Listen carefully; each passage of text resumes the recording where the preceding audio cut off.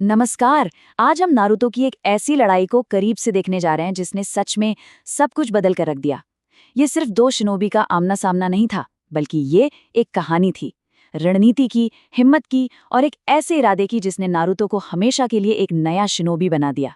लड़ाई की शुरुआत ही होती है काकुजू की इस खौफनाक चेतावनी से। जरा सोचिए, एक ऐसा दुश्मन जो लगभग अमर है, अपनी पूरी ताकत के साथ खड़ा है और उसे अपनी जीत का पूरा यकीन है। ये एक लाइन ही माहौल का तनाव बताने के लिए काफी है। तो चलिए सीधे बैटलफील्ड पर चलते हैं। सबसे पहले ये समझना जरूरी है कि टीम काकाशी की हालत क्या थी। वो पहले से ही एक जबरदस्त लड़ाई लड़कर पूरी तरह से थक चुके थे और अब उनके सामने एक ऐसा दुश्मन आ खड़ा हुआ था जिसे हराना नामुमकिन सा लग रहा था। यहाँ काकाशी की हालत से ही अंदाजा लगाया जा सकता है। जैसा कि टीम के ही एक साथी ने कहा था, मैंने आपको पहले कभी इतना परेशान नहीं देखा। जब काकाशी जैसा जीनियस और तजुर्बेकार लीडर भी इतना स्ट्रेस में आ जाए, तो समझ लीजिए कि सामने खड़ा दुश्मन कोई मामूली नहीं है। तो एक तरफ है टीम काकाशी जो थकी हुई है, घायल है और तनाव से भरी हुई है, और दूसरी तरफ है काकुजू जो ताकत और आत्मविश्वास से लबरेज है। यहाँ साफ दिख रहा था कि पलड़ा किसकी तरफ झुका हुआ है। और इसी वजह से काकुजू का घमंड तो 7वें आसमान पर था। जब नारुतो और बाकी लोग मदद के लिए वहां पहुंचे तो उसने उन्हें बस अनाड़ियों की फौज कहकर उनका मजाक उड़ाया। उसने नारुतो को बहुत ही हल्के में ले लिया और यही उसकी सबसे बड़ी भूल साबित होने वाली थी। और फिर लड़ाई का रुख पूरी तरह से बदल गया। नारुतो के आते ही सब कुछ बदला, लेकिन सच में किसी ने नहीं सोचा था कि वो ऐसा कुछ करेगा। उसने एक ऐसी बात कही जिसने वहां मौजूद हर किसी को हैरान कर दिया। सोचिए, जो नारुतो हमेशा टीम वर्क और दोस्तों की बात करता था, उसका ये कहना कि वो अकेले लड़ेगा, ये एक बहुत बड़ा पल था। ये सिर्फ बहादुरी नहीं थी, ये एक ऐलान था कि वो अब पहले जैसा नहीं रहा और उसे दुनिया को कुछ साबित करना है। लेकिन सवाल ये है, उसने ऐसा क्यों किया?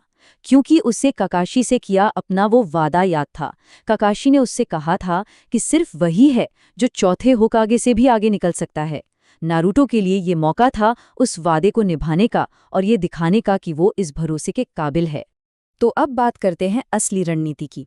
नारुतो ने सीधे सीधे हमला नहीं किया, नहीं, उसने एक बहुत ही चालाक चाल चली। एक ऐसी चाल जो पूरी तरह से धोखे पर आधारित थी। जब नारुतो ने अपनी नई तकनीक बनानी शुरू की तो सब हैरान रह गए, यहाँ तक कि उसके अपने दोस्त भी। किसी को कोई अंदाजा नहीं था कि वो करने क्या जा रहा है। ये एक रहस्य था, एक ऐसा हथियार जो किसी ने पहले कभी नहीं देखा था। और वो हथियार था रासेन शुरिकेन। ये कोई मामूली रासेन गान नहीं था। इसमें हवा की ताकत भरी हुई थी जो इसे अविश्वसनीय रूप से खतरनाक बनाती थी। लेकिन इस ताकत की एक कीमत थी, एक ऐसा खतरा जो इसे चलाने वाले पर भी भारी पड़ सकता था।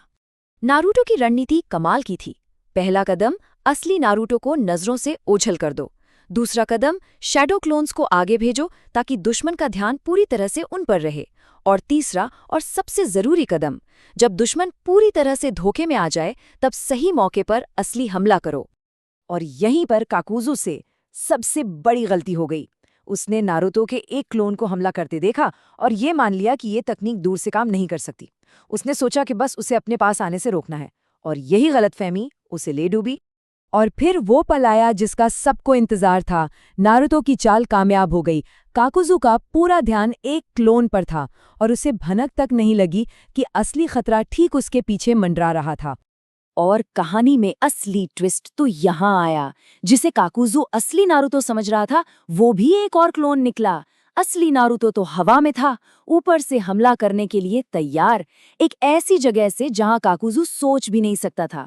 जैसे ही रासेन शुरिकेन काकुजू से टकराया, धमाका इतना जबरदस्त था कि यामाटो को चीखकर सबको पीछे हटने के लिए कहना पड़ा। ये सिर्फ एक हमला नहीं था, ये एक ऐसा तूफान था जिसने पूरे मैदान को हिलाकर रख दिया।